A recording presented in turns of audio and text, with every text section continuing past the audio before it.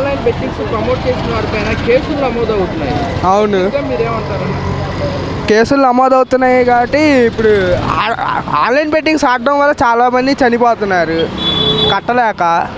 So దాన్ని arrest చేయడం బెటరే కదా, యాక్షన్ కూడా తీసుకోవాలి బెట్టింగ్లు కడుతున్నందుకు, అంతే కదా. నా ఒపీనియన్ అయితే ఇది అన్న. ఇలా వారిపైన యాక్షన్ తీసుకోవడం వల్ల ఎంతవరకు అరికట్టే అవకాశం ఉందంటారు? ఎంతవరకు తగ్గే అవకాశం? కాస్త కోస్త అయినా తగ్గిద్ది కదా బెట్టింగ్లు కట్టడం, అది. చంద్రబాబు నాయుడు గారు కూడా దీనికి ఆన్లైన్ బెట్టింగ్ సంబంధించి ప్రత్యేక చట్టం కూడా తీసుకొస్తున్నాము, యువకుల ప్రాణాలు కోల్పోతున్నారంటూ కూడా చంద్రబాబు నాయుడు గారు కూడా చెప్పడం జరుగుతుంది. తీసుకొస్తారు, ప్రాణాలన్నీ నిలబెడతారు. చంద్రబాబు నాయుడు అన్నీ అది కట్టడానికే చేస్తున్నారు అన్నీ. చాలామంది ఇలా బెట్టింగ్ యాప్స్ ప్రమోట్ చేసి బెట్టింగ్ యాప్స్ పైన చేసి కొంతమంది ప్రాణాలు కోల్పోతున్నారు, యువకులకి బాగా ఇబ్బందికరంగా ఉంటుందని చెప్పేసి కూడా అర్థమాట. మీరేమంటారు పబ్లిక్గా? దీన్ని నేనేమనేది ఏముంది, వాళ్ళు చేసేది వాళ్ళు చేస్తున్నారు గవర్నమెంట్.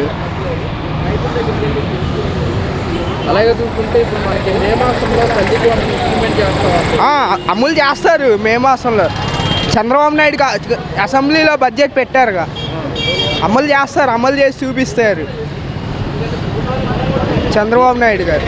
దీనికి ఎటువంటి నిబంధనలు లేవు, ఎంతమంది పిల్లలు ఉంటే అంతమంది, అన్ని 15,000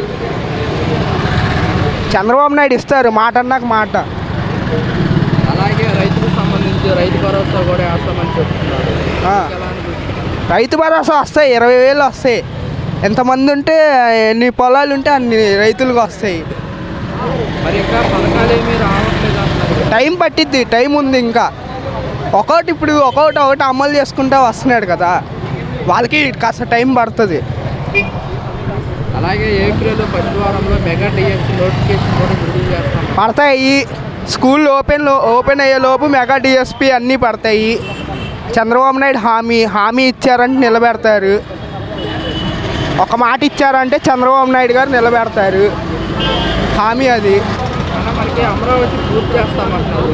ఎలా అనిపిస్తుంది యువతకు కానివ్వండి, ప్రజలకు కానివ్వండి, ఎలా ఉండబోతుంది? అమరావతి పూర్తి అయితే కంపెనీలు వస్తాయి, యువతలకి ఉద్యోగాలు వస్తాయి, మంచిదే కదా. రాష్ట్రం మొత్తం డెవలప్ అయ్యిద్ది, రాజధాని మొత్తం డెవలప్ అయ్యిద్ది, అందరికి పనులు వస్తాయి కదా, మంచిదే. 3 ఏళ్ళు పూర్తి అయ్యిద్ది అమరావతి కూడా.